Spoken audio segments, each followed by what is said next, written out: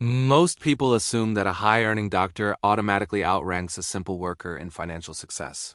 Yet the truth is far more unsettling and far more liberating. Wealth follows behavior, not status.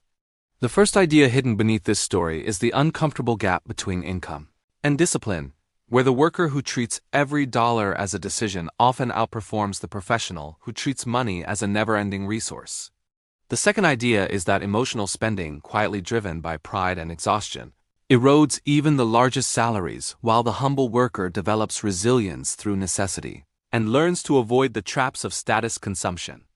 The third idea lies in the compounding effect of small, early habits, those automatic contributions and micro-sacrifices that turn into serious wealth when practiced over years without fanfare or ego. The fourth idea reveals that clarity, not abundance, shapes true financial strength. And because the worker must confront reality every month, they develop psychological stability long before the doctor even realizes clarity is missing.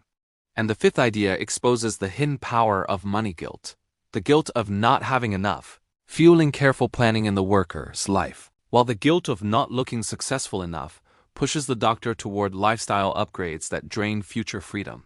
Together, these five forces create a narrative contradiction. The person with less privilege, less education, and less income quietly becomes wealthier than the person society celebrates.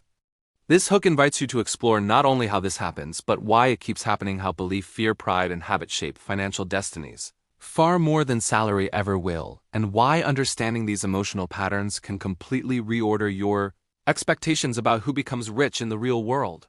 The idea that a simple worker can surpass a high-earning doctor in net worth feels counterintuitive at first, but only because we confuse income with wealth and title with stability. What this story reveals is that financial outcomes are built on everyday behaviors, not impressive resumes. And once you understand that, the logic becomes crystal clear. The first part of this introduction shows that most people don't manage money consciously. They respond to fear, fatigue, social pressure, and internal narratives about what success should look like. The second part exposes how the doctor's lifestyle, driven by professional expectations, long-term debt, and the need to decompress from chronic stress, creates a silent financial leak that grows over time, regardless of salary. The third part explains how the worker's lifestyle naturally supports wealth building. Fewer obligations, fewer social comparisons, fewer pressures to upgrade, and a deeper awareness of vulnerability that transforms caution into long-term advantage. The fourth part illustrates how small, consistent habits like automated investing and avoiding unnecessary debt compound into outcomes that surprise even the worker themselves decades later.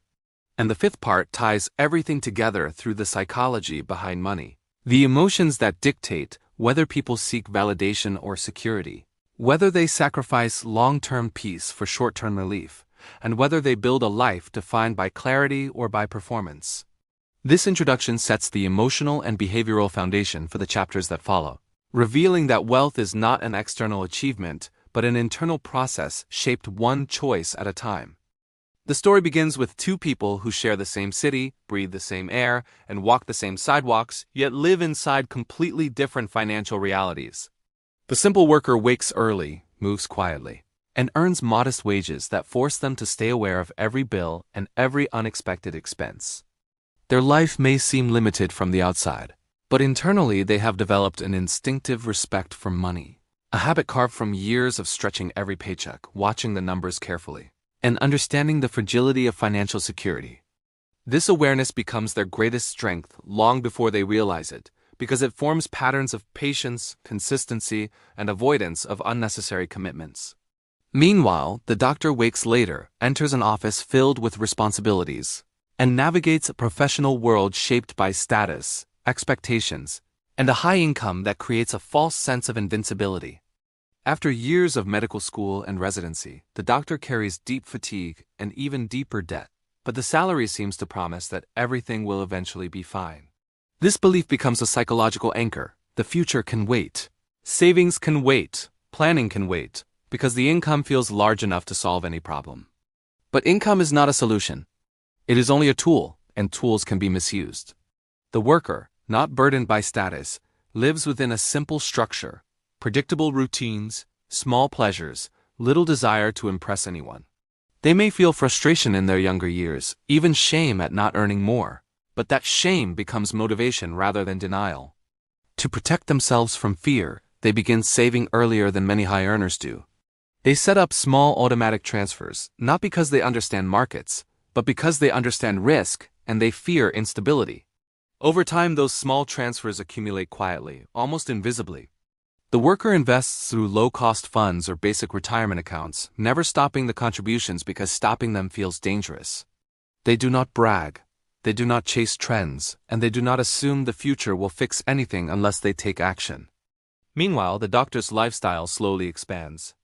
A bigger home seems appropriate for someone at this level. A newer car feels like a deserved reward.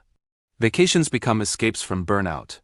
And professional social circles encourage spending that signals success, not stability. Every purchase feels justified. Every upgrade feels like part of the identity. But the emotional drain of constant work leads to emotional spending. And emotional spending leads to financial erosion. 20 years pass and the worker's wealth, quietly compounding, reaches a point where it begins to reveal itself. They notice they have options, something they never had before.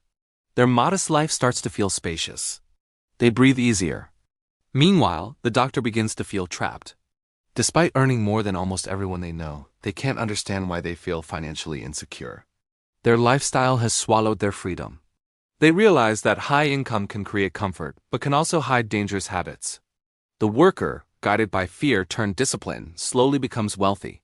The doctor, guided by pride turned pressure, slowly becomes vulnerable. And the emotional reversal becomes undeniable.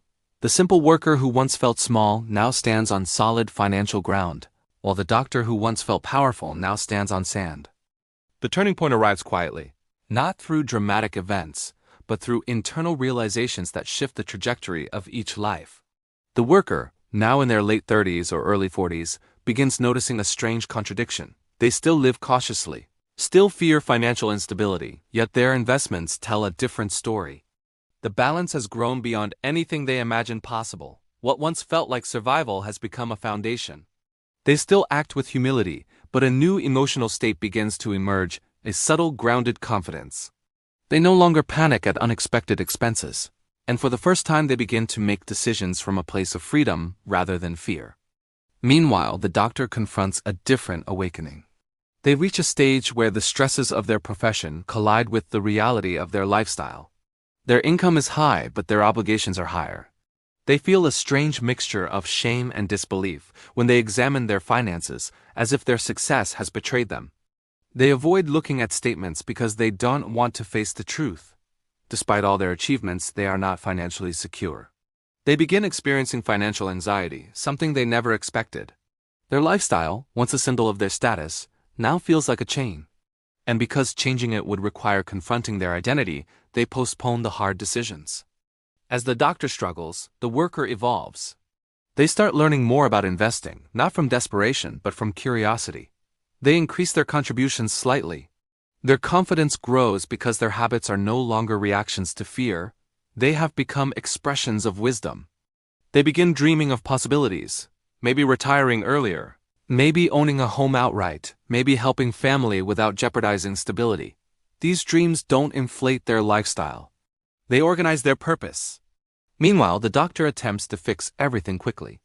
They try to overhaul their financial life in bursts of urgency, but urgency without clarity leads to frustration.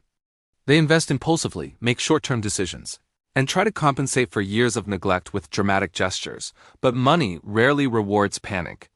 At this stage, the emotional gap between the two individuals becomes profound. The worker feels secure for the first time. The doctor feels insecure for the first time.